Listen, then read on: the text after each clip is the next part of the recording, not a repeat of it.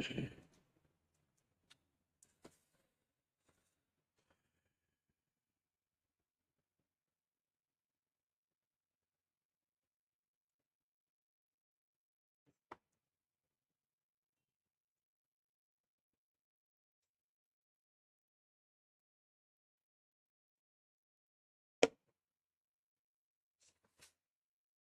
दोस्तों, कैसे हैं आप सभी लोग। नमस्कार सभी को। स्वागत है आपका एक बार फिर से हैप्पी वैली एकेडमी राइज के हमारे इस यूट्यूब चैनल पर। हैप्पी वैली एकेडमी राइज का ये जो हमारा प्लेटफॉर्म है, इस पर आज का हमारा जो टॉपिक है मध्यकालीन भारत के इतिहास की हमारी सीरीज, और हम बात करने वाले हैं मुगल बादशाह जहांगीर के बारे में, है ना। एक बार कमेंट करके सभी लोग बता दें कि आप मुझे सुन पा रहे हैं। पहले एक बार हम लोग ऑडियो वीडियो चेक कर लेते हैं, आप सभी लोग मुझे सुन पा रहे हैं कि नहीं। कमेंट करके बता दें आपको मेरी आवाज ठीक से सुनाई दे रही है। मनीषा, किशन, दुर्गा, खुशबू, अर्चना, सुनिधि, दीपांजलि, रोशनी, स्टडी, रितेश, जसवीर,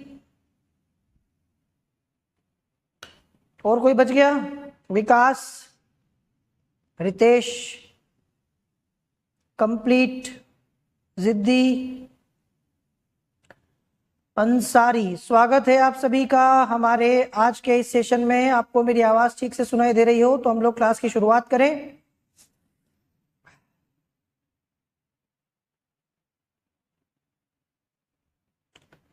चलो भाई, तो जैसा कि आप सभी को पता है, पिछले सेशन में हमने बात की थी अकबर के बारे में, मुगल सम्राट अकबर का काल और अकबर के शासन काल से जुड़ी हुई विभिन्न घटनाओं के बारे में, है ना, उसके जीवन चरित्र के बारे में, उसकी नीतियों के बारे में, प्रशासन के बारे में और अकबर के सुधारों के बारे में आखिरी में हमने बात की थी। और आज के सेशन में हम बात करेंगे अगले मुगल सम्राट के बारे में, जिसका नाम है जहांगीर, अकबर का सबसे बड़ा बेटा। ठीक है, चलिए। तो सबसे पहले सेशन को लाइक कर दो। जिन बच्चों ने सेशन को लाइक कर दिया है शुक्रिया। जिन बच्चों ने अभी भी सेशन को लाइक नहीं किया है और वो वेट कर रहे हैं कि सर कब बोलें और हम लाइक करें, तो मैंने बोल दिया है। ठीक है, सभी लोग सेशन को लाइक कर दें, जो बच्चे रह गए हैं वे भी, और जो रिकॉर्डेड देखें इस सेशन को बाद में वे भी। सभी लोग please don't forget to like this session, है ना। इसको लाइक जरूर करें और शेयर करें, सब्सक्राइब करें इस चैनल को। हैप्पी वैली एकेडमी राइज का जो ये हमारा सेशन है, ये सेशन आपका इसी प्रकार से इस चैनल पर चलता रहेगा और बाकी के सेशंस भी आपके आगे इस चैनल पर इसी प्रकार से चलते रहेंगे। तो थोड़ा सा माहौल बनाओ, थोड़ा सा सभी लोग सेशन को लाइक शेयर करो और सपोर्ट करो। जितना आप लोग सपोर्ट करेंगे उतना हम लोग आगे जाएंगे, उतना हम लोग बेहतर कर पाएंगे। और हैप्पी वैली एकेडमी का पेड बैच आ चुका है, आप सभी को पता है। जिन बच्चों को एडमिशन लेना है जल्दी से वो ले ले, समय जा रहा है। 15 मई से हैप्पी वैली एकेडमी का पेड बैच स्टार्ट हो चुका है। और यदि आप भी हमारी टीम के साथ 2025, 26 और 27 की अपनी यूपीएससी की तैयारी करना चाहते हैं तो हैप्पी वैली एकेडमी का आप सब्सक्रिप्शन ले सकते हैं। 1 साल, 2 साल और 3 साल तक का सब्सक्रिप्शन अवेलेबल है। बहुत ही कम अमाउंट में आप लोगों को मिल जाएगा, मात्र 12,999 रुपए में 1 साल का यूपीएससी का जीएस का कंप्लीट सब्सक्रिप्शन, जिसमें प्रीलिम्स, मेंस और मॉक इंटरव्यू तक की प्रिपरेशन शामिल है। 9,999 रुपए में मात्र आपको ऑप्शनल का 1 साल का सब्सक्रिप्शन मिल जाएगा, जिसमें हिस्ट्री और जियोग्राफी ऑप्शनल है। और आपको कॉम्बो सब्सक्रिप्शन मिल जाएगा मात्र 19,999 रुपए में, जिसमें जीएस और एक ऑप्शनल सब्जेक्ट भी शामिल है।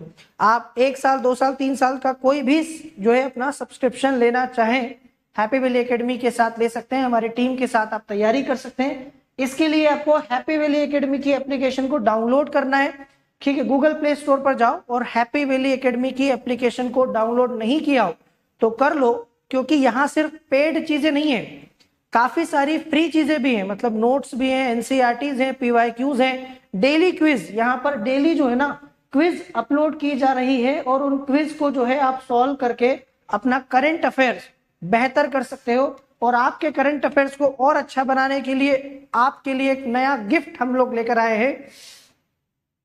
एग्जाम आ गई है, 16 जून को हमारा एग्जाम है, बहुत सारे बच्चे आप में से दे रहे होंगे।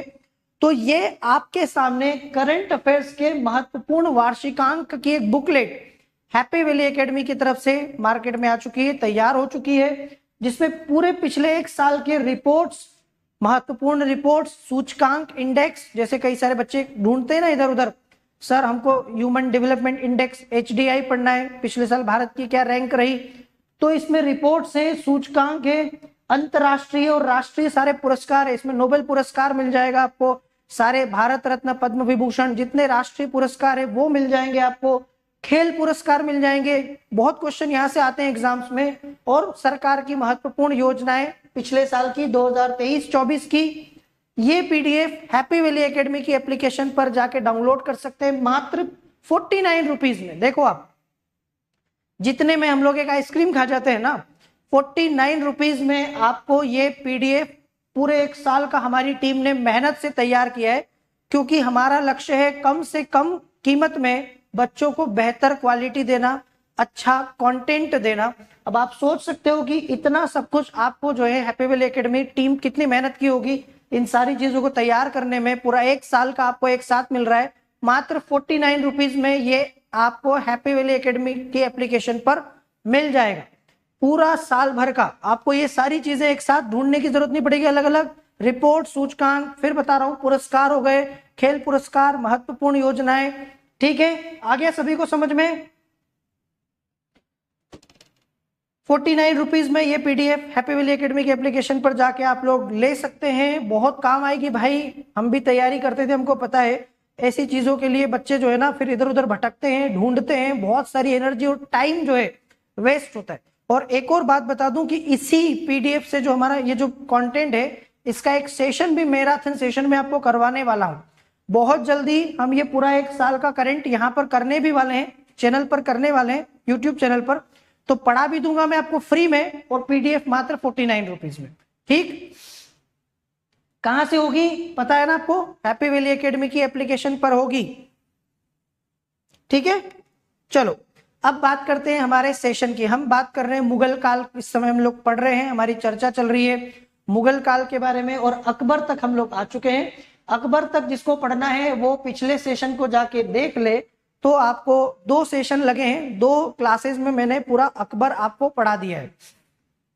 अब ये जो है जहांगीर 1605 में, अकबर की मृत्यु के बाद में 1605 ईस्वी में बादशाह बना, और 1627 मतलब 22 वर्ष, अगले 22 साल का जो शासन है वो जहांगीर का है।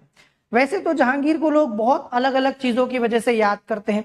कोई जहांगीर को याद करता है चित्रकला के लिए, क्योंकि चित्रकला का स्वर्णिम काल था, प्रकृति प्रेमी इंसान था, कला प्रेमी इंसान था। कोई जहांगीर को याद करता है न्याय की जंजीर की वजह से, कोई जहांगीर को याद करता है मेवाड़ को मुगल साम्राज्य के साथ संधि करवाने के लिए, तो कोई जहांगीर को याद करता है उसकी बुरी आदतों की वजह से, शराब की वजह से।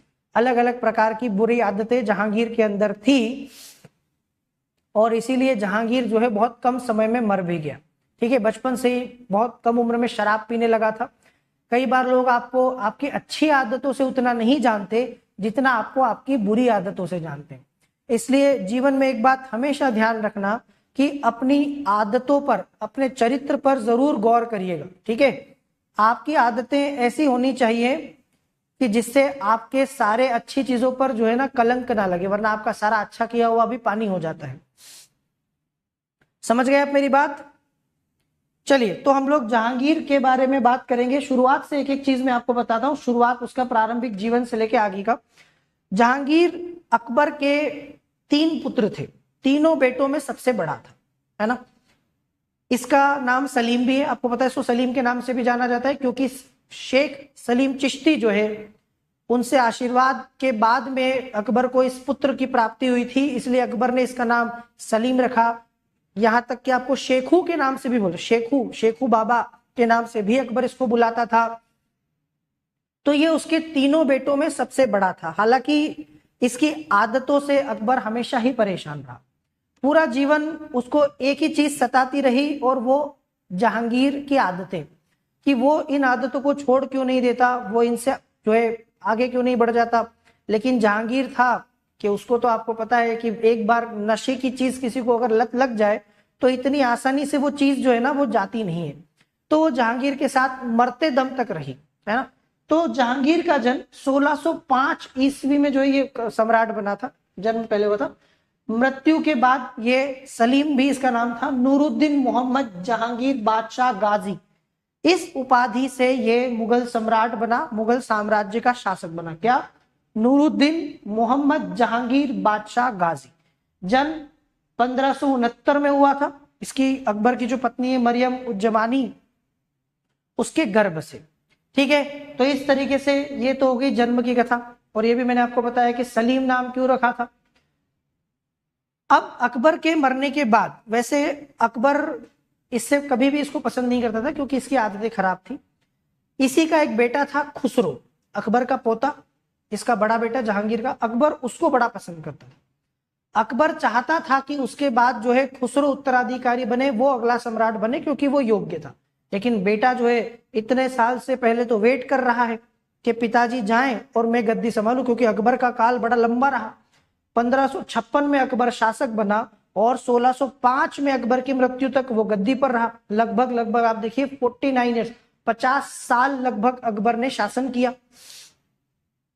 ठीक है, तो इतना लंबा समय रहा। बेटा जो है वो काफी बड़ा हो गया और वो इंतजार कर रहा है गद्दी के लिए। इसका राज्यारोहण विवादास्पद ढंग से हुआ। इसके दरबार के कुछ सामंत जो जहांगीर की जगह पर उसके बड़े बेटे राजकुमार खुसरो को सम्राट बना। जो मैंने आपसे कहा, अकबर भी चाहता था कि खुसरो जो है वो योग्य था, उत्तराधिकारी बने, और वो जहांगीर का बड़ा बेटा था, उत्तराधिकारी के लिए वो अकबर की पहली पसंद था। ठीक है,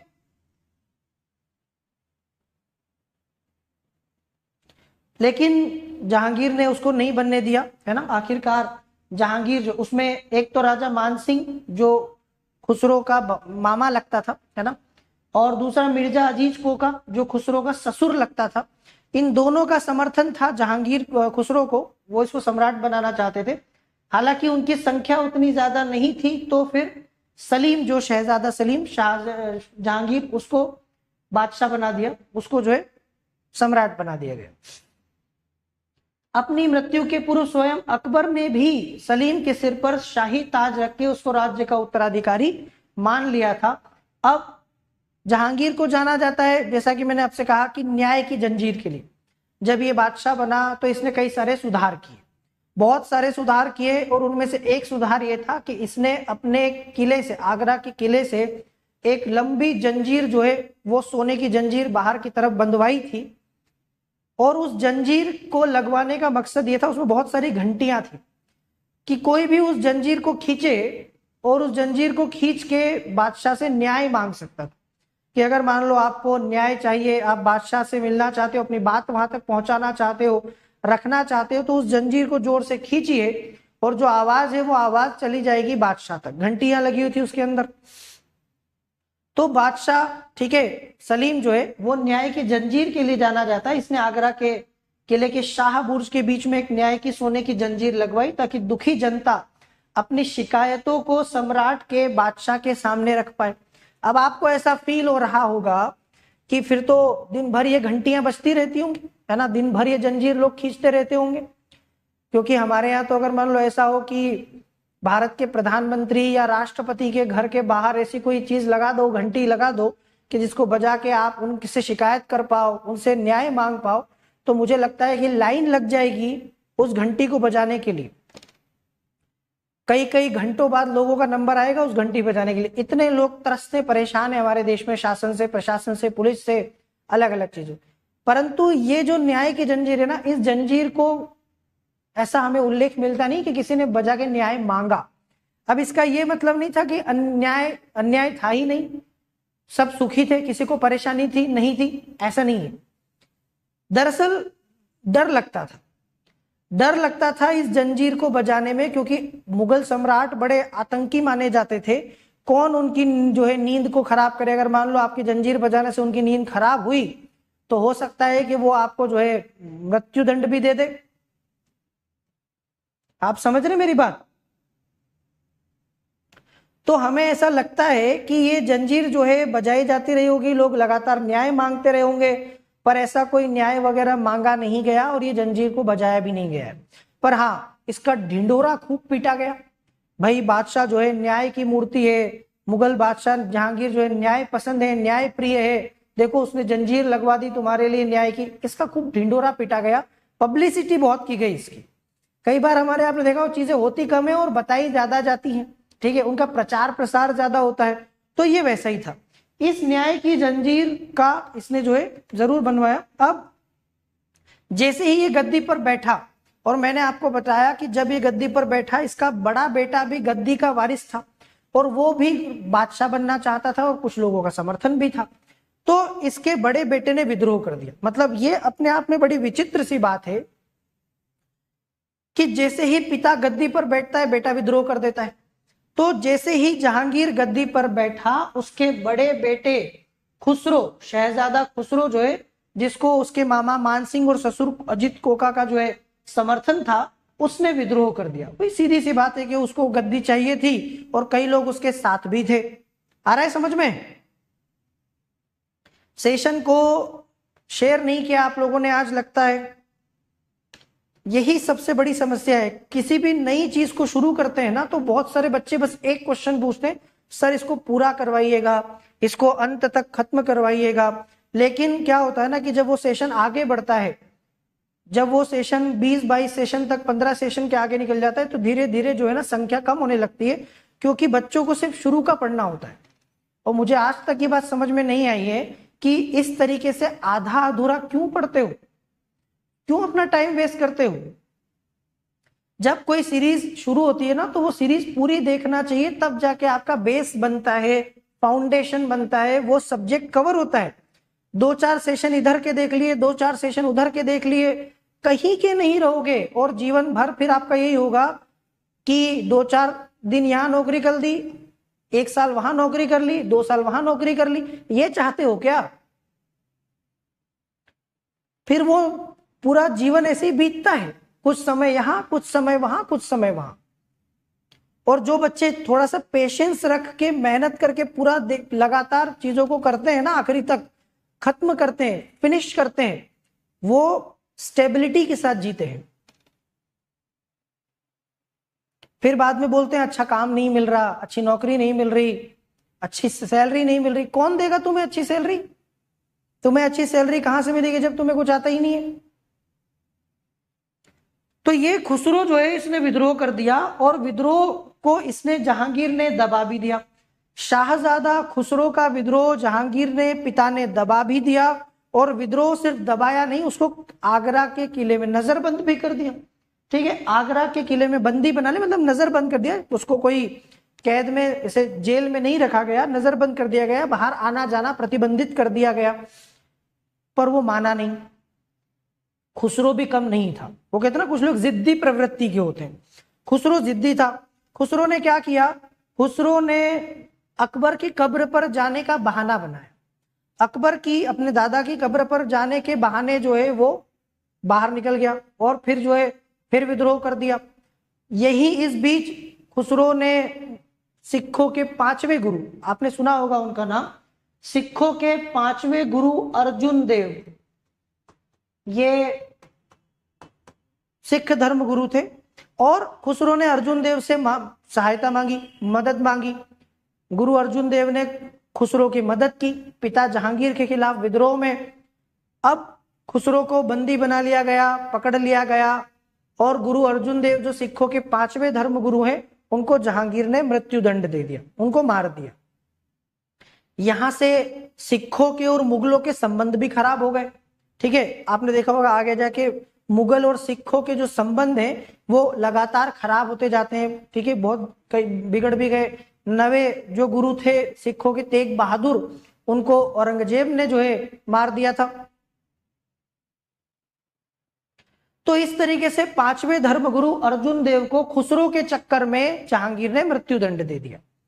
खुसरो को पकड़ लिया गया, बाद में खुसरो को अंधा करवा दिया। इतिहास में ये एक ऐसा बादशाह भी है जिसने अपने ही बेटे को अंधा करवा दिया, उसकी आंखें निकलवा ली ताकि वो जो है फिर ऐसी हरकतें ना करे। उस पर आरोप लगाया गया कि वो बादशाह को मारना चाहता है, उसकी हत्या करना चाहता है, उसके खिलाफ षड्यंत्र कर रहा है, और खुसरो को अंधा करवा दिया। बाद में शाहजहां ने खुसरो को मार भी दिया। तो इस तरीके से खुसरो का चैप्टर क्लोज हो गया। खुसरो जो है वो बहुत योग्य था। पूरे साम्राज्य में जब खुसरो अचानक से बहुत कम उम्र में मर गया, भाई पिता अभी जिंदा है और बेटा मर गया, तो पूरा साम्राज्य स्तब्ध हो गया एकदम से खुसरो की मृत्यु की वजह से। आ रहा है समझ में? तो इस तरीके से खुसरो का विद्रोह हुआ जहांगीर के गद्दी पर बैठने के बाद ही, लेकिन जहांगीर ने खुसरो के विद्रोह को दबा भी दिया और बाद में उसको अंधा कर दिया और बाद में मार भी दिया। तो अपनी चतुराई के कारण आगरा के किले से भागने में खुसरो समर्थ जो है सफल रहा और फिर से विद्रोह कर दिया। ऐसा माना जाता है 12,000 की सैनिक टुकड़ी के साथ खुसरो ने जो है फिर से विद्रोह कर दिया। जहांगीर और खुसरो के बीच में युद्ध हुआ, खुसरो पराजित हुआ और इसको सिख गुरु अर्जुन देव का समर्थन भी मिला, जो सिखों के 5वें धर्म गुरु थे, जो मैंने भी आपको बताया। आखिरकार जहांगीर ने गुरु अर्जुन देव को समर्थन देने के चक्कर में खुसरो को मृत्युदंड दे दिया, ठीक है, उनको मौत के घाट उतार दिया और सिख और मुगलों के संबंधों में कड़वाहट पैदा हो गई। आ रहा है समझ में? एक्चुअली जहांगीर के 5 बेटे थे, आपको पता होगा। जहांगीर के 5, एक उनकी पत्नियां भी काफी थी। एक पत्नी तो उदय जो है भगवान सिंह की बेटी थी, है ना।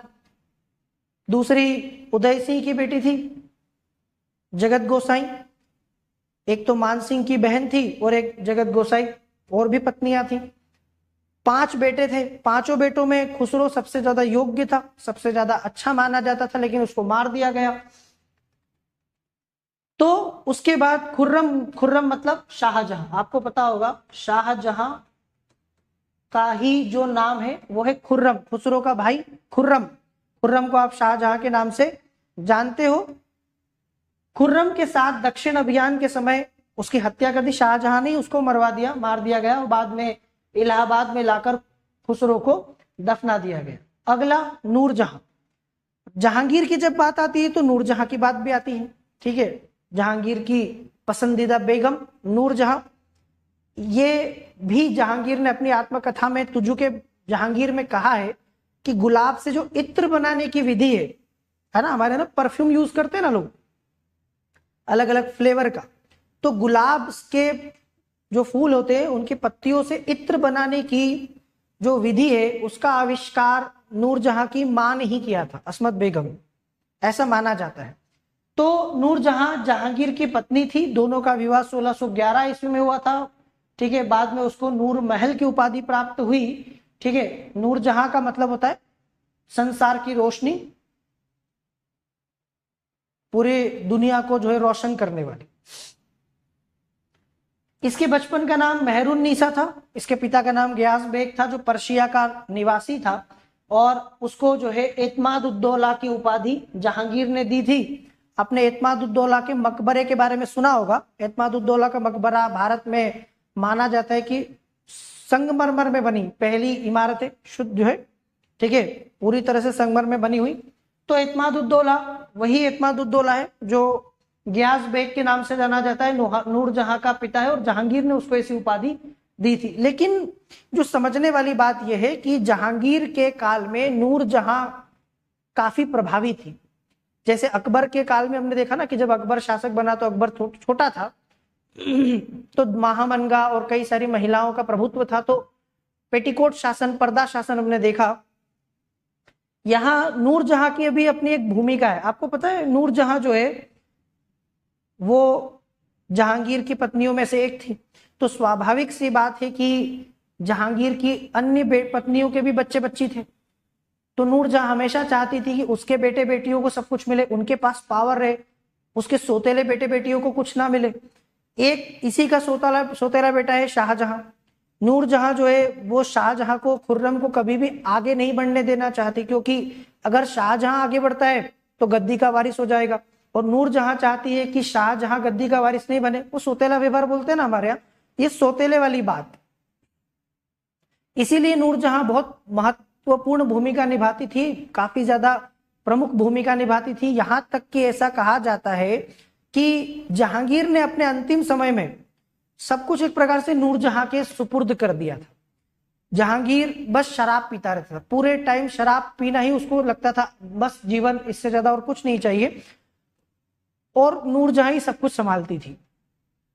तो इसके शासनकाल में नूरजहां का गुट जो है वो बड़ा प्रभावशाली हो गया। उस गुट में उसके पिता एतमादुद्दौला, ठीक है, गयास बेग, उसकी माता असमत बेगम, वही इत्र का आविष्कार करने वाली, भाई आसफ खां, शाहजादा खुर्रम, ये सब सम्मिलित थे। खुर्रम के साथ बाद में नूरजहां का विवाद भी हुआ जब खुर्रम शक्तिशाली हुआ।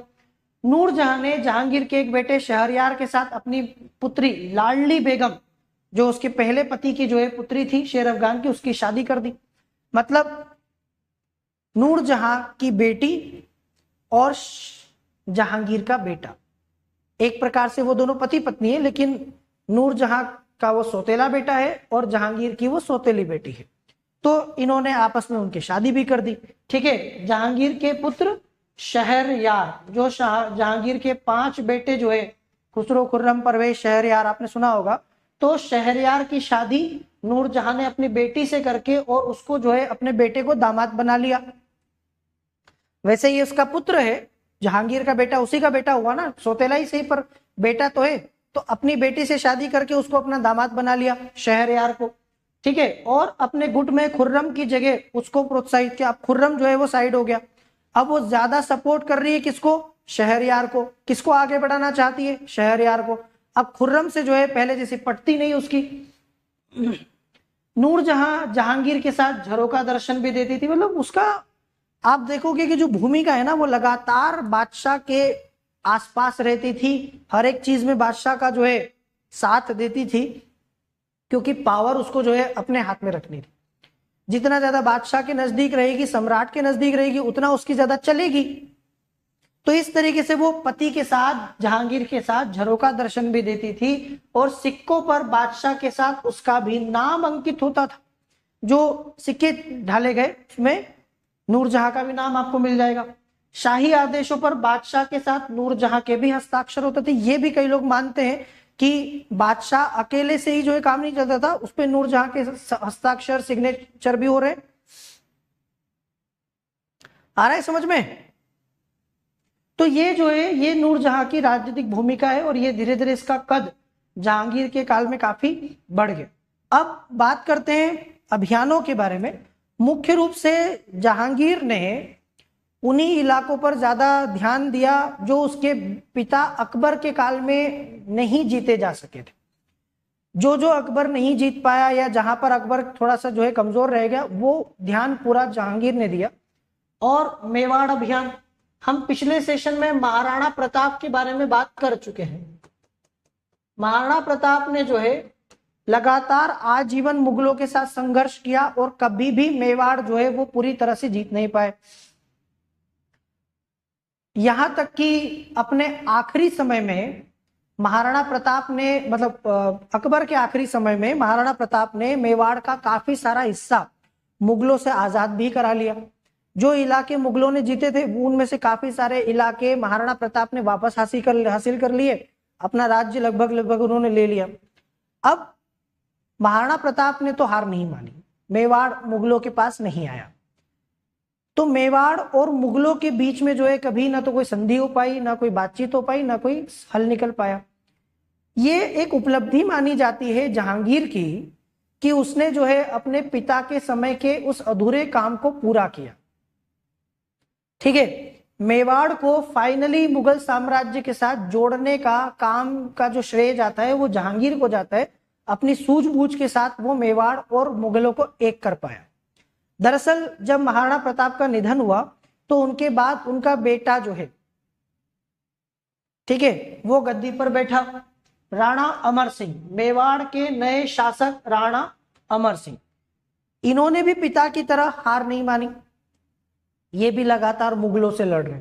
इन्होंने भी संधि करने से मना कर दिया, समझौता करने से मना कर दिया। मुगलों की अधीनता को जो लगभग सब स्वीकार कर चुके थे, मना कर दिया स्वीकार करने से। तो 1605 से लेकर 1615 लगभग 10 साल का समय है। देखो आप, 10 सालों तक मेवाड़ में निरंतर सैनिक अभियान कराए गए। जहांगीर लगातार कोशिश कर रहा है कि भाई वो कैसे भी करके मेवाड़ को मुगलों के अधीन ले आए, पर बेटा भी पिता की तरह हार नहीं मान रहा, वो भी लगातार लड़ रहा है, संघर्ष कर रहा है। आखिरकार 1615 में मेवाड़ के शासक राणा अमर सिंह ने मुगलों के साथ संधि करना स्वीकार कर लिया। हालांकि वो संधि कुछ शर्तों पर स्वीकार की गई थी। मुगलों ने राणा अमर सिंह की शर्तें मान ली, राणा अमर सिंह ने भी उनके साथ संधि कर ली, और इस प्रकार से मेवाड़ और मुगलों का जो ये लंबा संघर्ष, आपने हल्दी घाटी युद्ध पढ़ा होगा, 1576 में हुआ था। इतने सालों का संघर्ष जो चल रहा था मेवाड़ का और मुगलों का समाप्त हो गया। यहां तक कि राणा कर्ण सिंह जो कि उदय अमर सिंह के पुत्र थे, इनको मुगल दरबार में मनसब भी दिया गया। समझ में आ रहा है आपको? पर फिर भी कहीं ना कहीं ये संधि से राणा अमर सिंह जो है ना वो संतुष्ट नहीं थे। उन्हें अंदर ही अंदर ये चीज खाई जाती थी कि पिताजी ने जो है इनके साथ कभी संधि नहीं की और मैंने की है, तो कहीं ना कहीं उन्हें ये चीज अच्छा नहीं लगता था। मतलब उनका आत्मविश्वास कहीं ना कहीं डोल तो गया था। इसीलिए उन्होंने अपना बेटा जो है कर्ण सिंह, उसको राजपाट सौंपा और वो जो है एकांत में चले गए। अपनी मृत्यु तक वो एकांत में ही रहे। तो इस तरीके से मेवाड़ और मुगलों का जो है वो संधि हो गई। मेवाड़ अभियान की सफलता के बाद खुर्रम को शाह खुर्रम की उपाधि दी गई।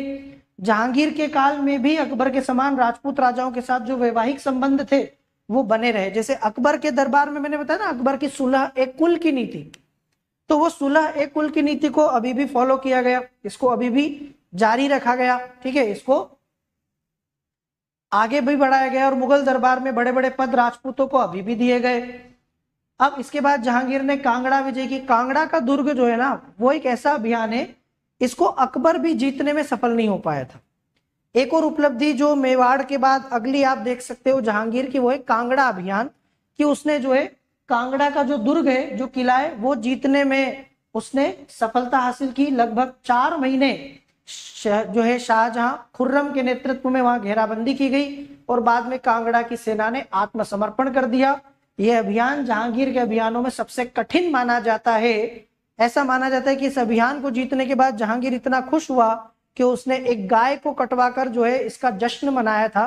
काफी जो है वो खुश हुआ था कांगड़े के किले को जीतकर। अब कांगड़ा विजय हो गई 1620। इसके बाद बात करते हैं दक्षिण भारत में। दक्षिण भारत में जो इलाके अभी तक मुगलों से दूर थे उन इलाकों पर इसने दिमाग लगाया। खासकर जो है आप देखो खानदेश और अहमदनगर। आपने बहमनी साम्राज्य का नाम तो सुना होगा। बहनी साम्राज्य जिसका लगातार संघर्ष रहा विजयनगर साम्राज्य से, हसन गंगू वाला, अलाउद्दीन हसन बहमनी।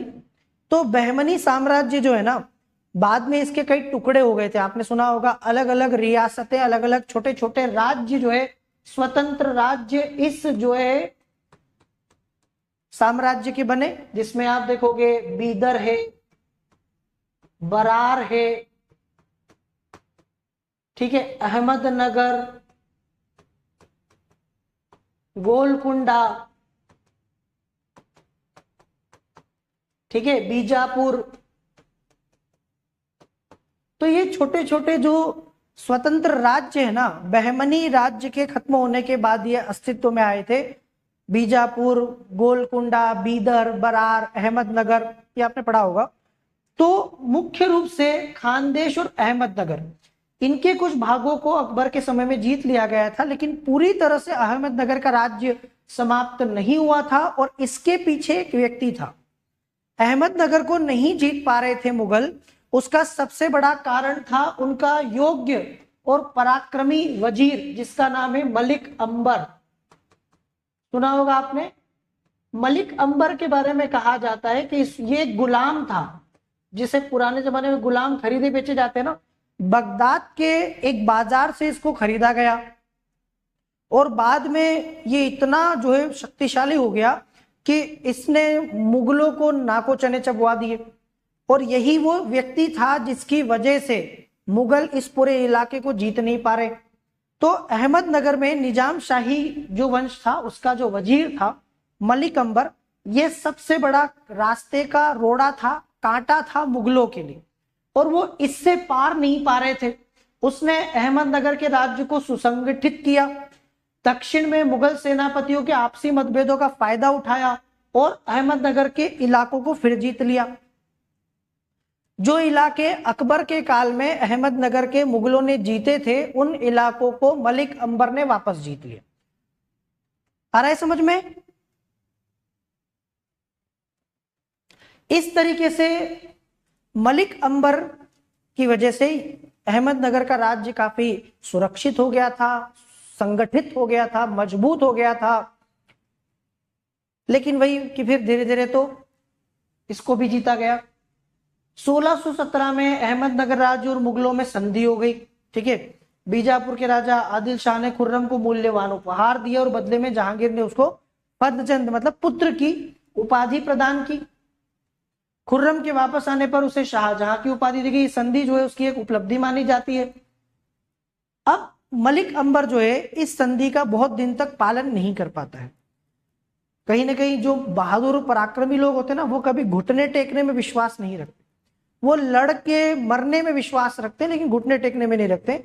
मलिक अंबर ने जो है लगातार 1620 में फिर मुगलों के खिलाफ विद्रोह कर दिया और अब की बार शहजादा खुर्रम को बड़ी सेना के साथ पहुंचाया। नूरजहां ने जहांगीर को सलाह दी कि आप शाहजहां खुर्रम उसको भेजो। एक बड़ी सेना भेजी गई और आखिरकार इस विद्रोह को दबा दिया गया। मलिक अंबर डर गया, भयभीत हो गया और उसने जो है मुगलों के सामने बाद में समर्पण कर दिया। तो इस खुर्रम के इस अभियान के बाद वो वाला चैप्टर भी क्लोज हो गया। अब आगे जाके खुर्रम ने भी विद्रोह कर दिया। अब आप देखोगे शहजादा खुर्रम ने भी कुछ समय के बाद, उसके भाई खुसरो ने तो विद्रोह शुरू में किया ही था, उसको मार भी दिया गया। अब खुर्रम की बारी थी। उसका कारण नूरजहां थी। नूरजहां चाहती थी कि पूरी तरीके से शाहजहां साइड में हो जाए और शाहजहां चाहता था कि भाई पिता के बाद गद्दी मुझे मिले। तो इस चक्कर में बाप बेटे के बीच विवाद हो गया। हालांकि बाप बेटे के बीच में बाद में संधि भी हो गई, सब कुछ मामला जो है सॉर्ट आउट हो गया, ठीक हो गया और वापस जो है जहांगीर ने ही शाहजहां को अगला बादशाह भी बना। ठीक है, वो अगला बादशाह भी बन गया। तो अहमदनगर फिर से मुगलों के नियंत्रण से बाहर हो गया। जब खुर्रम ने विद्रोह किया था, उस विद्रोह का दमन करने के लिए जहांगीर ने महाबत खान को अहमदनगर भेजा, जिसने मलिक अंबर पर दबाव देकर शाहजहां को अहमदनगर से बाहर निकलवा दिया और बालाघाट पर मुगल फिर से आ गए। बालाघाट मुगलों के हाथ से जा चुका था, उस पर फिर से मुगलों का नियंत्रण स्थापित हो गया। तो ये दक्षिण अभियान है। अब बात करते हैं राजपूत नीति की। तो जैसे जहां अकबर के काल में थी ना राजपूत नीति, लगभग वही नीति को फॉलो किया जहांगीर ने। वैसे जहांगीर ने कई सुधार भी किए। जहांगीर के बारे में ऐसा बोला जाता है कि जब वो बादशाह बना, जब वो गद्दी पर बैठा, तो उसने 12 बड़े बड़े सुधार किए, बड़े बड़े आदेश पारित किए। वो खुद शराब पीता था, दिन भर शराब के नशे में रहता था, लेकिन अपने राज्य में शराब को बेचने और पीने पर पाबंदी लगा दिया। मतलब मैं पीऊंगा और नहीं पी सकता कोई भी। अब वो खुद पी रहा है तो बताओ दूसरे कैसे रुकेंगे? आप ये कौन सा एग्जाम्पल सेट कर रहे हो भाई? आप खुद जो काम कर रहे हो उस काम को करने से दूसरों को मना कर रहे हो। अब जहांगीर खुद शराब पी रहा है, शराब के नशे में धुत है। अपनी आत्मकथा तुजू के जहांगीर में खुद लिखता है कि 16 साल की उम्र में मैंने शराब पीना शुरू कर दिया था। शुरू में मैं कम पीता था, फिर धीरे धीरे ज्यादा पीने लगा और एक समय तो मैं इतनी शराब पीने लगा कि मेरा हाथ कांपने लगता था अगर मुझे थोड़ी देर शराब नहीं मिलती थी। तो फिर मैंने शराब को धीरे धीरे कम किया, मेरे पास ऑप्शन नहीं था। फिर मैंने 20-30 प्याला डेली शराब पीना शुरू कर दिया। फिर मैं उसको 5 प्याले पे लेकर आ गया। तो खुद शराब पी रहा है, दूसरों को शराब पीने से रोक रहा है। इसके अलावा और भी कई सुधार जहांगीर ने किए, जैसे नाक और हाथ कटवाने वाला जो दंड था कि भाई अब किसी के अपराधी के नाक कान हाथ नहीं काटे जाएंगे, यह आदेश भी पारित कर दिया गया। अगर किसी व्यक्ति की मृत्यु हो जाए, उसका कोई उत्तराधिकारी ना हो, तो उसकी भूमि जो है सार्वजनिक जो है उसमें जमा कर दी जाएगी, उसका सार्वजनिक उपयोग किया जाएगा। किसी व्यक्ति की संपत्ति को जबरदस्ती जब्त नहीं करेंगे मुगल सैनिक। ऐसे कई सुधार जो है पारित किए जहांगीर ने। अब जहांगीर राजपूत नीति में पिता जैसा ही था, अपने पिता की तरह ही उसके समय में भी राजपूतों के साथ अच्छे संबंध रहे, वैवाहिक संबंध जो है अभी भी बने रहे, यहां तक कि इसने भी राजपूत, ठीक है, जगत गोसाई से शादी की, जिसे आप लोग जोधा के नाम से जानते हो। कई लोग जोधा का नाम अकबर के साथ जोड़ते हैं, दरअसल जोधा अकबर के साथ नहीं है, वो तो काल्पनिक है। हाँ, जहांगीर के साथ जिसकी शादी हुई थी जगत गोसाई की, उस जगत गोसाई को कई लोग जोधा कहते हैं, ठीक है, वो एक जोधा है। तो ये जोधा अकबर नहीं है, जोधा जहांगीर वाला मामला। और भी कई सारी राजपूत महिलाओं से वैवाहिक संबंध हुए, कई सारे राजपूतों के और मुगलों के बीच में शादियां हुई। एक पत्नी मैंने आपको बताया था इसकी, मानसिंह की जो है बहन थी, भगवान सिंह की पुत्री राजा, है ना। तो ये वैवाहिक संबंध बने ही रहे। राजपूतों की उनके अपने क्षेत्र से बाहर भी सूबेदार के रूप में नियुक्ति होती रही, प्रशासन में उनको पहले की तरह उच्च बड़े बड़े पद मनसब वगैरह मिलते रहे। धार्मिक नीति की बात करें तो जहांगीर ने अकबर का ही अनुसरण यहां भी किया, दीन ए इलाही को लेकिन समाप्त कर दिया। जिसे अकबर के काल में जो मैंने बताया था ना आपको, एक नया धर्म आया था, दीन ए इलाही। आज के सेशन के व्यूज को देखते हुए मुझे लगता है कि अब इस सीरीज को हम लोग नहीं चलाएंगे। बहुत सारे बच्चे लगता है अब मध्यकालीन भारत पढ़ने में इंटरेस्टेड नहीं है, ठीक है, क्योंकि शुरुआत में काफी अच्छे लोगों ने इसको जो है समर्थन दिया, काफी लोगों ने इसको देखा, लेकिन अब धीरे धीरे मुझे लग रहा है कि आप लोग इसको पूरा नहीं देखना चाहते। अब जहांगीर पर वापस आते हैं। जहांगीर ने अपने पिता के दीन ए इलाही को समाप्त कर दिया।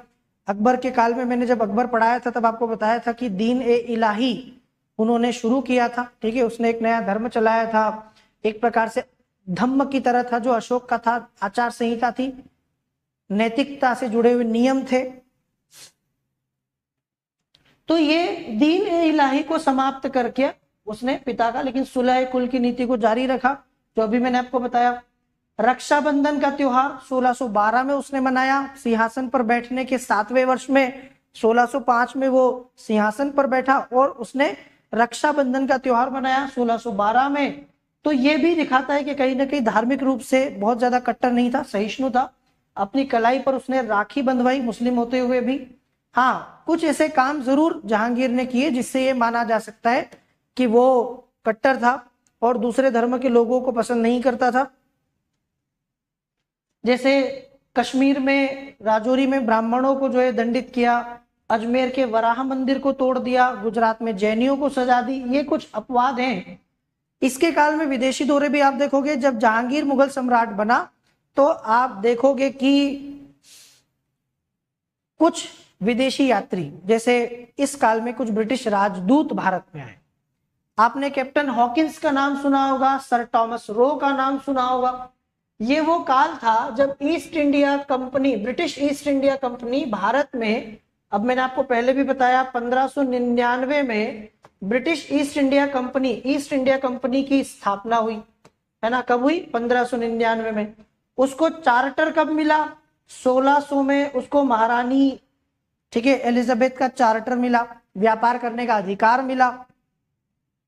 तो ईस्ट इंडिया कंपनी की स्थापना हो गई थी, ब्रिटिश ईस्ट इंडिया कंपनी की। वो भारत के साथ में व्यापार करना चाहती थी, इस इलाके में पकड़ बनाना चाहती थी। तो उसी समय ईस्ट इंडिया कंपनी ने भारत में जो है व्यापार करने के लिए, अधिकार प्राप्त करने के लिए कैप्टन हॉकिंस और टॉमस रो को जहांगीर के शासनकाल में भेजा था।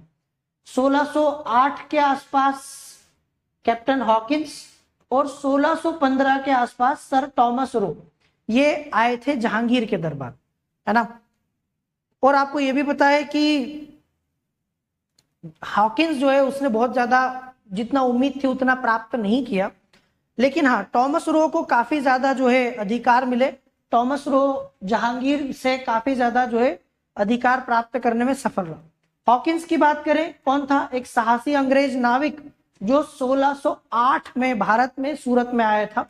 इंग्लैंड के जो उस समय के राजा थे जेम्स प्रथम, उनके दूत के तौर पर, उनके राजदूत के तौर पर मुगल सम्राट अकबर के नाम एक पत्र लाया था। हालांकि अकबर जो है उस समय नहीं था, तब तक अकबर की मृत्यु हो चुकी थी और जहांगीर जो है गद्दी पर बैठ गया था। तो जहांगीर बादशाह बन गया, इसी के दरबार में हॉकिंस आया। आगरा में 1609 की बात है जब जहांगीर से मिला था कैप्टन हॉकिंस, और उसने इससे फारसी में बात की। जो सबसे बड़ी बात थी ना, जिस चीज से जहांगीर प्रसन्न हुआ, खुश हुआ, और जो चीज कैप्टन हॉकिंस को भेजा ही किस लिए गया था, क्योंकि कैप्टन हॉकिंस को फारसी आती थी, और फारसी आपको पता है मुगलों की राजभाषा हुआ करती थी, दरबारी भाषा हुआ करती थी, राजकीय भाषा थी। अब जहांगीर को अंग्रेजी नहीं आती, और अगर किसी अंग्रेज को भेजते तो जहांगीर बात ही नहीं कर पाता। और दूसरी बात ये होती है कि अपनी भाषा में अगर कोई विदेशी बात करता है तो कैसा गर्व होता है ना, अच्छा लगता है, दिल खुश हो जाता है। जैसे आप किसी अमेरिकन को, किसी ब्रिटिश को हिंदी में बात करते हुए कभी सुने तो आपको बड़ा अच्छा लगेगा, आपको प्राउड फील होगा अपनी भाषा के ऊपर। और दूसरा, सामने वाले व्यक्ति से थोड़ा सा अपनत्व की भावना आती है कि यार ये तो हमारे जैसा है ना। अगर आप किसी व्यक्ति को नहीं भी जानते हैं, कुछ भी नहीं पता आपको उसके बारे में, परदेश में आप कहीं दूर दराज में गए हुए, और कोई व्यक्ति आपसे आके अपनी भाषा में बात कर ले तो कैसा लगेगा? तो आपको फील होगा कि अरे ये व्यक्ति तो हमारे जैसा है। आपको भाषा वो माध्यम है जो आपको वहां पर एक दूसरे से कनेक्ट कर देगी। वैसा ही हुआ कि जब हॉकिंस जहांगीर के दरबार में आया तो इसने फारसी में बात की, और इस फारसी भाषा से बहुत खुश हुआ जहांगीर। उसको बड़ा खुश हुआ कि अरे अंग्रेज मतलब गोरा होके, विदेशी होके फारसी जानता है। तो उसने फारसी में बात की, और कैप्टन हॉकिंस को इसने, जहांगीर ने इंग्लिश खान की उपाधि से सम्मानित किया। थॉमस रो फिर 1615 ईस्वी में इसको भेजा जेम्स प्रथम ने, क्योंकि कैप्टन हॉकिंस जो है ना, जितना उससे उम्मीद थी उतना सफल नहीं हो पाया। अब वो उतना जब नहीं हो पाया तो फिर उन्होंने एक और तरीका तलाशा, और इस बार एक दूसरे व्यक्ति को जिसका नाम था थॉमस रो, इसको जहांगीर से मिलने के लिए और सूरत में व्यापार करने के लिए अनुमति प्राप्त करने के लिए भेजा। ये फरमान प्राप्त करने में सफल भी हुआ। हालांकि इसमें एक कड़ी मैं आपको और बता दूं, एक कड़ी पुर्तगाली भी थे। तब तक पुर्तगाली जो है भारत में जम चुके थे, आप सबको पता है। इससे 100 साल से भी ज्यादा पहले पुर्तगाली भारत में आ चुके थे।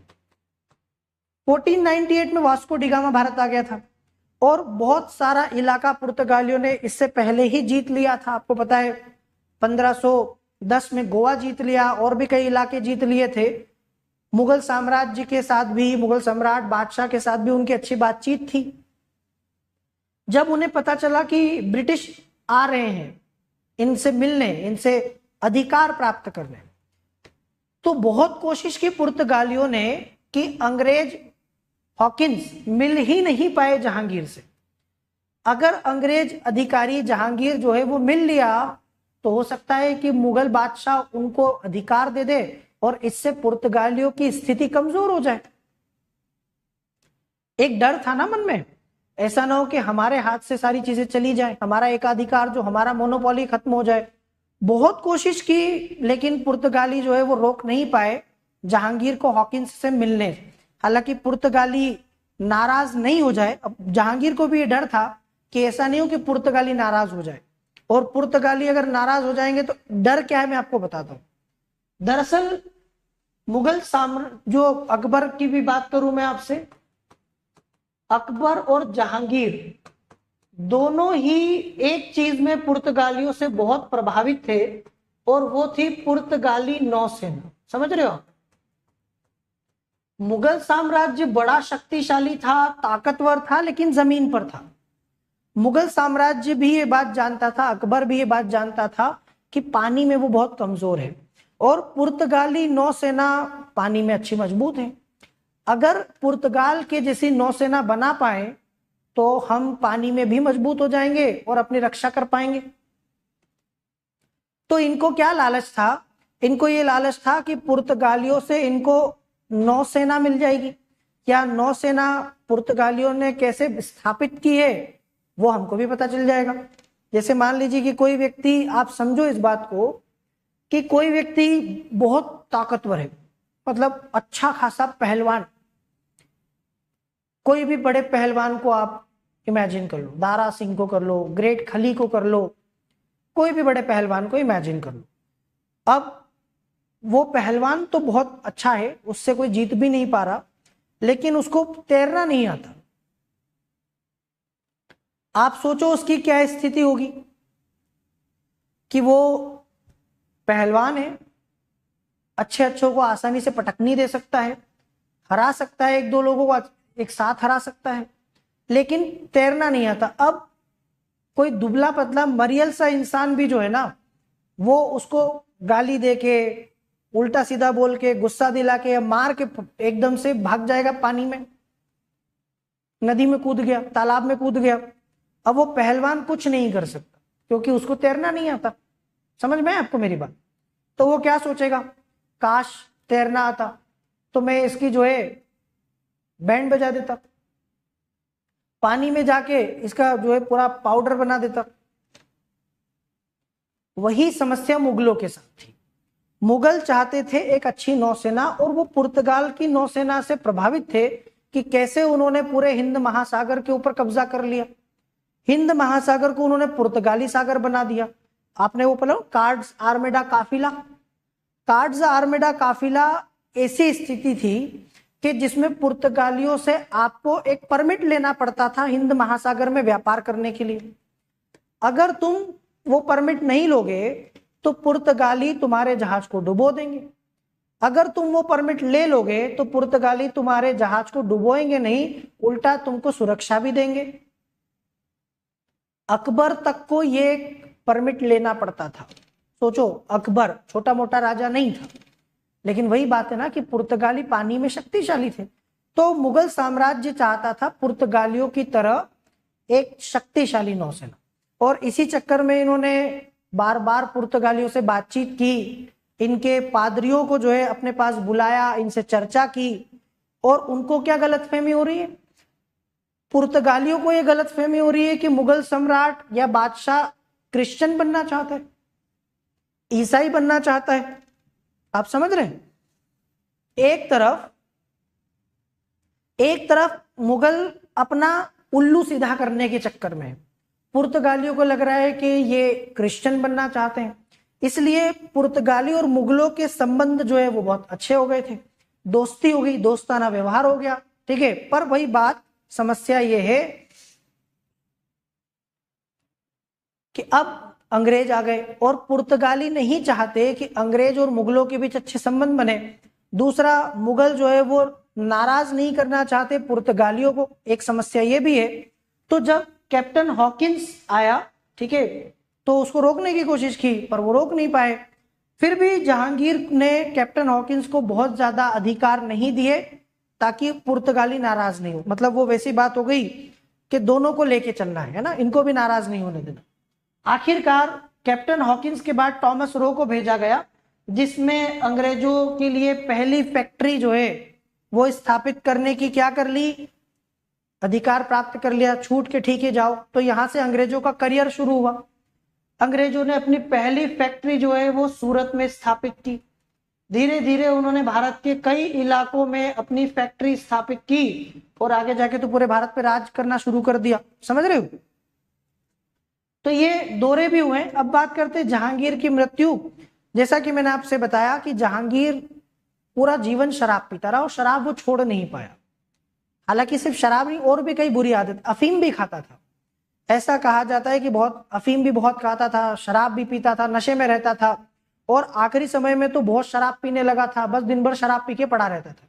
उसको लगता था शराब पीना ही जीवन का आनंद है, बस मिलती रहे, ठीक है। दिन भर वही पीले पीले ओ मोरे राजा, पीले पीले ओ मोरे जानी, वो जो आपने सुना होगा, वो दिन भर चलता रहता था। अब ऐसी स्थिति हो गई कि पत्नी को जो है राजकाज संभालना पड़ रहा है। वो एक्चुअली अकबर ने ऐसी व्यवस्थाएं बना दी थी, इतना सुदृढ़ शासन स्थापित कर दिया कि जहांगीर को बहुत मशक्कत नहीं करनी पड़ी। जहांगीर पी के पड़ा भी रहता था तो भी राज्य आराम से चल गया, बहुत ज्यादा उसको दिमाग नहीं लगाना पड़ा। और जो 22 साल जहांगीर के निकले वो बहुत आराम से निकल गए शासन काल के, क्योंकि अकबर सारी चीजों को पहले से ही जमा के गया, सेट करके गया था। इसको बोलते मैंने सेट करना। जहांगीर को बहुत दिमाग नहीं लगाना पड़ा और शासन में कोई समस्या भी पैदा नहीं हुई। आ रहा है समझ में आपको? इस तरीके से अंतिम समय में जहांगीर फिर मर भी गया ज्यादा शराब और अफीम के चक्कर में।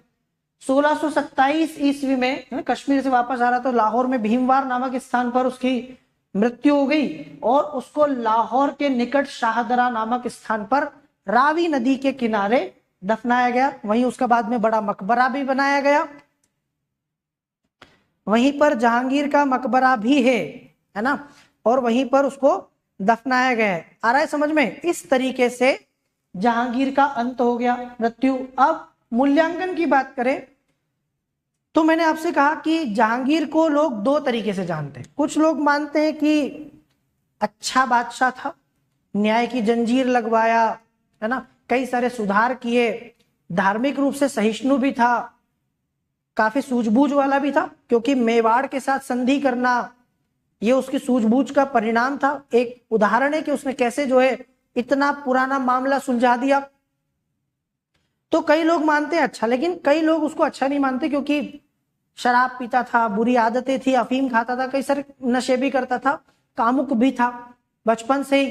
जैसा कि मैंने आपको बोला, उसने अपनी खुद की एक, चूंकि फारसी भाषा का अच्छा ज्ञाता था, जानकार था। अकबर तो पढ़ा लिखा भी नहीं था। आपको पता है कि अकबर के साथ ये समस्या थी कि अकबर तो अनपढ़ था, लेकिन जहांगीर पढ़ा लिखा था। जहांगीर, जो माता पिता अनपढ़ रहते हैं ना, अक्सर वो अपने बच्चों को खूब पढ़ाते हैं, क्योंकि उन्हें लगता है कि ना पढ़ने की वजह से जीवन में जो समस्याएं उनके सामने आई हैं, जो तकलीफें उन्होंने देखी हैं, जो परेशानियां उन्होंने देखी हैं, वो उनके बच्चे ना देखें। इसलिए अनपढ़ माता पिता हमेशा आप देखना कि अपने बच्चों को पढ़ाने की काफी कोशिश करते हैं, और यही मकसद है। जहांगीर खूब पढ़े, इसकी कोशिश अकबर ने की और अकबर ने उसको पढ़ाया। फारसी का वो जानकार था, इसीलिए अपनी आत्मकथा खुद लिखी, अपना चरित्र खुद लिख गया तुझु के जहांगीर के नाम से। तो वो पारसी भाषा का, तुर्की भाषा का, अरबी भाषा का अच्छा खासा ज्ञान रखता था। और जो मैंने आपसे बताया है कि उसने अपनी आत्मकथा में खुद स्वीकार किया है, एक्सेप्ट किया है कि हाँ, 16 साल की उम्र में पहली बार मैंने शराब पी। अब आप बोलो, इतिहास ऐसे लिखा जाता है, कई बार व्यक्ति खुद अपने बारे में लिख के चला जाता है। ये उसकी ऑटोबायोग्राफी है। क्या है ऑटोबायोग्राफी? समझते हो? आत्मकथा। 16 साल की उम्र में मैंने शराब पीना शुरू किया। शुरुआत में मैं 5 प्याला शराब पीता था। एक समय ऐसा आया कि बढ़ते बढ़ते मैं दिन के 20 प्याला शराब पीने लगा। फिर एक समय ऐसा आया कि दिन भर में शराब के नशे में झूमता रहता था, बस झूम बराबर झूम शराबी चलता रहता था मेरा। शराब नहीं पीता था तो मेरा शरीर काम नहीं करता था, हाथ कांपते थे। फिर एक समय के बाद शराब छोड़ तो नहीं पाया, कम कर दी, बस ये कर पाया, 5 प्याला कर दे वापस। तो अच्छा खासा जानकार था, कविता लिखने का भी शौक था। ये कहते हैं कि जहांगीर प्रकृति प्रेमी था। ठीक है, प्रकृति को हृदय से प्रेम करता था। जैसे कुछ लोग होते हैं ना, नेचर लवर, उनको कुछ नहीं चाहिए, उनको आप नेचर के पास ले जाओ। आप में से भी कई लोग ऐसे होंगे कि जिसको आप जंगल में ले जाओ, किसी पहाड़ पर ले जाओ, नदी में ले जाओ, कोई भी प्राकृतिक जगह पर, और उनका दिल गार्डन गार्डन हो जाता है ना, खुश हो जाता है। उन्हें कुछ भी नहीं चाहिए, उन्हें शांति ही मिलती है वहीं। और असली बात बता दूं मैं आपको कि असली शांति वही है। आप कितना ही बड़े बंगलों में रह लो, कितना ही आप मखमल के गद्दे पर सो लो, कितने ही सुख सुविधाओं में जी लो, पर असली शांति आपको प्रकृति की गोद में मिलती है। तो प्रकृति के उस महत्व को जहांगीर समझता था। काफी ज्यादा फूल वगैरह से भी प्रेम करता था। चित्रकला में तो महारथी था, आपको पता है। कविताएं भी लिखता था। कई लोगों को ये नहीं पता है कि वो कविता पोएट भी था, कविताएं भी लिखता था। शराब की लत ने जो है ना, उसकी सारी अच्छाइयों को पर्दा डाल दिया। आपने सुना होगा ना, कई लोग कहते हैं कि शराब ने अच्छे अच्छे घर बर्बाद कर दिए, शराब ने कई लोगों का करियर बर्बाद कर दिया, जीवन बर्बाद कर दिया। तो आपको ऐसा लगता होगा कि ऐसा थोड़ी होता होगा, ऐसा ही होता है। कभी भी आप कोई भी गलत चीज करें, नशा करें ना, इतिहास को सिर्फ लिखने के लिए मत पढ़िए, एग्जाम के लिए मत पढ़िए, इनसे सीखिए। इसी शराब और अफीम की वजह से ये मर भी गया और एक प्रकार से इसके जीवन के ऊपर एक कलंक भी लग गया। कई बार इंसान शुरू करता है, दोस्तों के साथ पार्टी करने गए, चलो क्या होता है कभी कभार पी लिया, फिर धीरे धीरे पता ही नहीं चलता कि वो जो है वो कब लत बन जाती है, धीरे धीरे कब वो आदत बन जाती है और आप उसे छोड़ ही नहीं पाते। और कुछ लोगों की तो ऐसी स्थिति होती है कि वो अपना सारा के सारा करियर भी दांव पर लगा देते हैं, पूरा शरीर दांव पर लगा देते हैं, अपनी सारी संपत्ति पैसा सब बेच देते हैं। यही हुआ, जहांगीर की मृत्यु का कारण भी अंततः यही शराब बनी। ठीक है, बहुत ज्यादा उम्र, 58 साल की उम्र में इसका निधन हो गया। 58 वर्ष, आप सोचो कि ज्यादा नहीं होते हैं भाई। 50 साल के आसपास तो अकबर ने राज ही किया, 50 साल का तो लगभग अकबर का शासनकाल ही रहा और 58 साल की तो इसकी कुल उम्र रही। 60 में हमारे यहाँ लोग रिटायर होते हैं। आजकल जरूर आप देख रहे हो कि बहुत ज्यादा उम्र लोगों की नहीं है, 60-70 साल में लोग मरने लगे हैं, पर पहले इतनी जल्दी नहीं मरते थे। आज से 50 साल 100 साल पहले आप देखोगे ना तो भारत में आराम से लोग जो है 80 साल 90 साल 100 साल तक जी लिया करते थे और फिर भी अच्छे होते थे, हेल्दी हुआ करते थे। तो जिस काल में ये 58 वर्ष की उम्र में मर गया ना, वो काल इतने कम उम्र में मरने का था नहीं। उस समय लोग बहुत लंबी लंबी उम्र जिया करते थे, आयु तक जीते थे। धार्मिक मामलों में उदार हृदय था। ठीक है, जैसा मैंने आपको बताया, रक्षाबंधन उसने 7वें वर्ष में अपने राज्याभिषेक के मनाया, कलाई पर राखी भी बंधवाई। कुछ ऐसे आपको नाम मिल जाएंगे जिन्होंने त्योहार बंद करवा दिए, इसने खुद ने मनाया। जहांगीर के समय को चित्रकला का स्वर्णिम काल कहते हैं। हालांकि इसका बहुत ज्यादा योगदान कला और संस्कृति में अपने पिता की तरह नहीं रहा। अकबर का ध्यान सब तरफ था।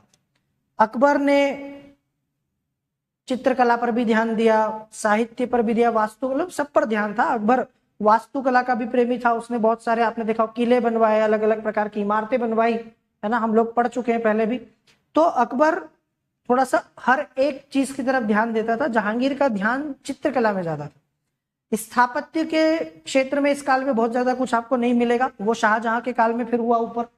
तो ये चित्रकला का स्वर्णिम काल था और उसका कारण ये था कि जहांगीर खुद भी एक अच्छा चित्रकार था। इसको चित्रों की, कलर की, रंगों की बारीक पहचान थी। ऐसा कहा जाता है कि जहांगीर चित्र देखकर बता सकता था कि ये चित्र किस चित्रकार ने बनाया है। इतना बारीक परख रखता था, ठीक है, नॉलेज रखता था। इसके काल में आपको बहुत अच्छे अच्छे चित्रकार मिलेंगे। उस समय के सबसे बढ़िया चित्रकार उस्ताद मंसूर अबुल हसन, है ना, इनको उसने अलग अलग उपाधियां भी दी। तो ये चित्रकारी बहुत ज्यादा। फिर मैंने आपको न्याय की जंजीर बताई, किस तरीके से उसने जो है अपने किले में एक सोने की जंजीर लगवाई। कहा जाता है जंजीर सोने की बनी थी और इसमें लगभग 60 घंटियां, 60, कितनी, 60 घंटियां जो है वो बंधी हुई थी। और जैसे ही कोई उस चेन को खींचेगा, जंजीर को खींचेगा, जंजीर मतलब चेन, तो वो घंटियां बजने लगती थी और वो सीधे जाती थी कहां पर, चेन ऊपर किले में, ताकि उनकी आवाज बादशाह को भी सुनाई दे कि कोई न्याय मांगने आया है। तो इसने सोने की वो जंजीर अपने महल के बाहर लगवाई। परंतु फिर मैंने वही आपसे कहा कि उसके उपयोग का कोई उल्लेख नहीं मिलता है कि वो जंजीर बजा के किसी ने न्याय मांगा हो बादशाह से। डर लगता था। आ रहा है समझ में कि नहीं आ रहा है? एक्चुअली लोग डरते थे कि कहीं वो जंजीर बजा दें और उल्टा हमको ही जो है ना लपेटे में ले ले, क्योंकि आप सब जानते हो मुगल बादशाहों का एक आतंक भी था उस समय, ऐसा नहीं है। तो अगर बादशाह की नींद खराब हुई, है ना, तो वो लेने के देने, बोलते ना हमारे कहावतें, लेने के देने पड़ना, तो ये लेने के देने पड़ जाएंगे अभी हाल। हम न्याय लेने आए हैं और उल्टा ये हमको ही टांग देगा। तो वो जंजीर का उपयोग होता नहीं था। फिर माना जा सकता है उसके संबंध में कि वो एक सफल और उदार शासक था, प्रजा की भलाई चाहता था। अन्य शासकों की तरह उसमें भी गुण और दोष थे। अब मैंने अभी आपको जहांगीर के सुधार भी बताए थे। गद्दी पे बैठने के बाद इसने कई सारे सुधार किए जो अभी हम लोगों ने डिस्कस किया। नाक, पहले ऐसा था कि अपराध करने पर अपराधी के नाक या कान या हाथ काट दिए जाते, शरीर के अंग काट दिए जाते, अंग भंग कर देते थे। जहांगीर ने वो बंद करवा दिया। ठीक है, अब किसी के अंग भंग नहीं किए जाते थे, अब शरीर के अंगों को काटा नहीं जाता था। उसके अलावा शराब, ये तो मैं आपसे शुरू में बोल चुका हूं। सबसे विचित्र बात यही है कि जो आदमी बिना शराब के रह नहीं पा रहा है वो दूसरों को शराब नहीं पीने दे रहा। आपने सुना होगा ना कि महात्मा गांधी जो है उनके बारे में ऐसा कहा जाता है कि उनका एक कथन है, जो परिवर्तन आप दूसरों में देखना चाहते हैं उसकी शुरुआत स्वयं से करें। मतलब be the change you wish to see in the world. कि अगर आप लोगों से उम्मीद करते हो कि वो शराब छोड़े तो पहले खुद छोड़ो। पर ये बड़ा विचित्र मामला है कि वो खुद दिन भर शराब पी रहा है लेकिन लोगों को शराब नहीं पीने दे रहा है। वो पीता है, उसके कुछ सामंत पीते हैं, उसके दरबार में कुछ लोग पी रहे हैं, इसीलिए उसके शराबबंदी वाला आदेश बहुत ज्यादा प्रभावी नहीं हुआ और लोग फिर भी शराब पीते रहे। ठीक है, तो गुण और दोष तो सब में होते हैं, उसमें भी थे। इसकी युग की परिस्थिति और अकबर की नीति और प्रशासकीय प्रणाली को चालू रखने का अच्छा ज्ञान उसमें था। ठीक है, अकबर के काल में उसने काफी कुछ सीखा था और वही कुछ जो है उसके काल में आगे बढ़ा। कुछ सीमाएं भी थी, रचनात्मक राजनीतिज्ञ नहीं था, बहुत ज्यादा खुद के मन से चीजें नहीं कर पाता था, पत्नी पर भी निर्भर था। जो कि मैंने बताया कि नूरजहां जो है उसने काफी हद तक इसके हाथ में, इसके काल में चीजों को कंट्रोल किया, है ना। एक प्रकार से उसने पैरेलल गवर्नमेंट अपनी चला ली। तो कोई रचनात्मक राजनीतिज्ञ नहीं था, महान प्रशासकीय सुधार नहीं कर पाया। ठीक है, भावी पीढ़ी के लिए बस अकबर के काल की चीजें ठीक चलती रही। उसके अंदर अगर आप बात करें तो अपने पिता अकबर के जैसे उच्च आदर्श और बुद्धि चातुर्य नहीं था। जैसे अकबर जो है ना, अकबर सबको साथ लेकर चलना जानता था, पर इसमें ऐसा नहीं था। अगर ऐसा होता तो ये सिखों के 5वें गुरु अर्जुन देव को मारता क्यों? सिखों के 5वें धर्म गुरु अर्जुन देव को सिर्फ इसलिए मार दिया क्योंकि उन्होंने जो है इसके बेटे खुसरो का समर्थन कर दिया। आ रहा है समझ में? तो ये इसके चरित्र में कुछ दाग और अवगुण भी आप देख सकते हैं जिसकी वजह से वो निंदा का पात्र होता है। सिखों के 5वें गुरु अर्जुन देव को मृत्युदंड देने वाली बात हो, शेख अहमद सरहिंदी को बंदी बनाने की बात हो, ठीक है, दीन इलाही जो पिता का धर्म था उसको बंद करवाने की बात हो, ये कुछ इसके चरित्र के अवगुण बोल सकते हैं, आप कह सकते हैं कि नेगेटिव पॉइंट है इसके। चलिए, तो सेशन की समाप्ति होती है। आप सभी से अनुरोध है कि प्लीज सेशन को लाइक करो, शेयर करो। अगर आप चाहते हो कि ये सीरीज आगे भी चले बढ़े तो प्लीज इसको शेयर करो भाई। अगर इतने कम लोग देखेंगे, अगर ये ऐसे चलेगा तो फिर हमको जो है इसको बंद करना पड़ जाएगा। तो आप लगातार सीरीज को पूरा देखो, आपके साथ दूसरे लोगों को भी दिखाओ, कम से कम 2-2, 3-3 लोगों के साथ तो शेयर करो इसको। कमेंट में फीडबैक भी दिया करो। बहुत सारे बच्चे कमेंट में फीडबैक ही नहीं देते हैं, कुछ बच्चे देते हैं। और आप सभी को पता है कि ये ब्रह्मास्त्र आपके लिए हम लोग लेके आए। देखो इतनी मेहनत करती है हमारी टीम आपके लिए। 49 रुपीज में आपको पूरे साल भर का जो है वार्षिकांक मिल रहा है। सोचो, आप पूरे साल भर की रिपोर्ट और सूचकांक, अंतरराष्ट्रीय राष्ट्रीय पुरस्कार, खेल पुरस्कार, महत्वपूर्ण योजनाएं। अब ये 49 रुपीज, 49 रुपए कोई बहुत बड़ी, 50 रुपए से भी कम। और आपको पता है कितनी मेहनत लगती है इसको कंप्लीट करने में, बनाने में, तैयार करने में। हाँ, मैं ही पढ़ाऊंगा आपको। ये जो वार्षिकांक है ये मैं ही पढ़ाने वाला हूं। अब इसकी पीडीएफ लेना चाहें तो पहले पीडीएफ ले सकते हैं हैप्पी वैली एकेडमी की एप्लीकेशन से। अगर आपको पीडीएफ चाहिए तो हैप्पी वैली एकेडमी की एप्लीकेशन पर जाओ और हैप्पी वैली एकेडमी की एप्लीकेशन पर आपको पीडीएफ मिलेगा। मात्र 49 रुपीज में आप उसको ले सकते हो। किस किसने हैप्पी वैली एकेडमी की एप्लीकेशन डाउनलोड नहीं किए? जिसने नहीं किए वो करे, क्योंकि बिना एप्लीकेशन डाउनलोड करे आप इस पीडीएफ को नहीं ले सकते। और अगर एडमिशन लेना है तो 1 साल, 2 साल, 3 साल का आप सब्सक्रिप्शन ले सकते हैं हैप्पी वैली एकेडमी की जो है एप्लीकेशन से, गूगल प्ले स्टोर से डाउनलोड करके। मात्र 12,999। देखो आप 13,000 रुपए में आपको, ये भी बहुत कम है, 13,000 रुपए में पूरा GS, complete GS, pre mains interview तक की पूरी तैयारी। इसमें सी सेट भी है, इसमें मैथ और रीजनिंग भी होगा सीसेट में, है ना। इसमें आपको ऐसे राइटिंग भी है, ऐसे का भी एक पेपर होता है मेंस में हमारा, इसमें आपका लैंग्वेज के पेपर्स भी है, सब कुछ है इसमें। ऑप्शनल भी लेना चाहें तो हिस्ट्री और जियोग्राफी 2 ऑप्शनल है हमारे पास अभी, मात्र 9,999 में आप ऑप्शनल सब्जेक्ट भी ले सकते हैं। और अगर आप हिस्ट्री जियोग्राफी ऑप्शनल के साथ जीएस लेना चाहें तो बेस्ट है कॉम्बो, मैं कहूंगा कॉम्बो सब्सक्रिप्शन ले लो, मात्र 20,000 19,999 में आपको सब मिल जाएगा। चलो, thank you very much, class को यही समाप्त करेंगे। बहुत बहुत शुक्रिया आप सभी का।